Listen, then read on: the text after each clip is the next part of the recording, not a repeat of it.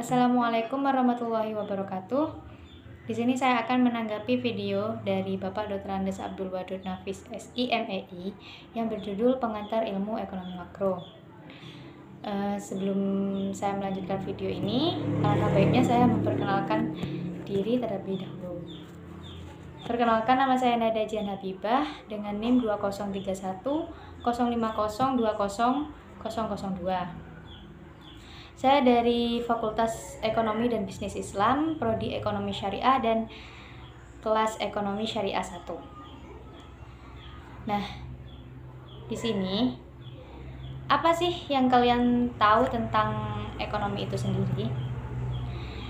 Nah, ekonomi itu artinya pengolahan atau manajemen rumah tangga. Sedangkan apa sih yang disebut dengan ilmu ekonomi itu sendiri? Nah, ilmu ekonomi itu yaitu ilmu yang mempelajari atau membahas tentang tingkah laku manusia dalam usahanya untuk mengalokasikan atau mengolah segala sumber daya yang dimiliki, yang memiliki batasan penggunaan untuk mencapai sebuah tujuan tertentu.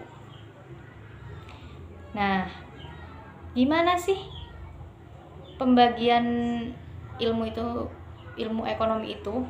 Bagaimana sih pembagian ilmu ekonomi itu?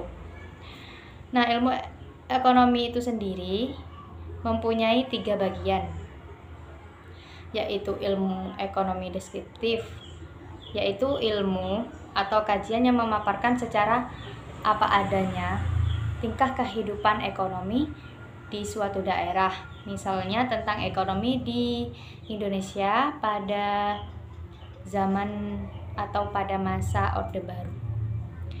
Yang kedua, yaitu ekonomi terapan. Ekonomi terapan itu sendiri yaitu cabang ilmu ekonomi yang membahas secara khusus tentang penerapan teori ekonomi dalam rumah tangga produksi, misalnya ekonomi perusahaan, ekonomi moneter, ekonomi perbankan, dan lain sebagainya. Nah, ilmu ekonomi yang terakhir yaitu ilmu ekonomi teori. Ilmu ekonomi teori ini yaitu ilmu yang membahas gejala-gejala yang timbul akibat perbuatan manusia dalam usahanya untuk meningkatkan kesejahteraan masyarakat. Nah, ilmu ekonomi teori ini terbagi menjadi 2 loh, yaitu ekonomi makro dan ekonomi mikro. Apa sih ilmu ekonomi mikro? Secara singkat, ilmu ekonomi mikro ini yaitu ilmu yang mempelajari tentang perilaku konsumen dan penentuan harga pasar serta kuantitas yang diperjualbelikan. Jika ekonomi makro yaitu yang mempelajari tentang ekonomi secara keseluruhan. Nah, selanjutnya yaitu konsep dasar ekonomi makro itu sendiri. Apa sih konsep-konsep ekonomi makro? Yang ke-1 yaitu pendapatan dan pengeluaran.